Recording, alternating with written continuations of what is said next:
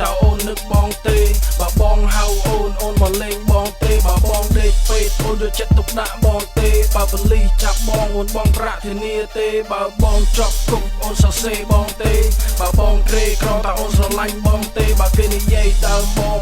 ហើយគេជេរតើអូនជួយការពារកិត្តិយសបងទេបងមានសំណួរតើអូនអាចឆ្លើយទេនេះគ្រាន់តែជាសំណួរបងចង់សួរលេងបើគេនិយាយសឹកសៀវតើអូនជឿគេទេចុះបើបងបាត់ខ្លួនតើអូនចាំបងទេអូនស្រីមកលេងតើលេងជាមួយនឹងបងកុំឲ្យអូនស្រីចាំបងការពី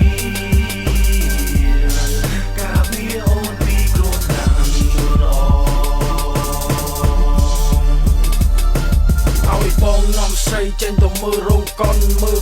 ហើយយើងចូល restaurant ដល់ម៉ោង12យើងចូលលេងក្នុងក្លឹបអូនស្រីកាន់ដៃបងតាមមកជាប់តើអូនស្រីផឹកស្រាឬក៏ចង់ផឹកបៀឬក៏អូនចង់ឡើងរំជាមួយគ្នាពេលដល់ម៉ោងចេញបើកឡានដើរលេងដល់ម៉ោង3ព្រឹកទៅផ្ទះបងគេងបើអូនចង់ផឹកទៀតបើកទូទឹកកកបើអូនយួរបៀទៀតហុចបងម្ដងអូនស្រីមកអង្គុយលើក្រេជិតបងយប់នេះគឺជាយប់យើងសប្បាយម្ដង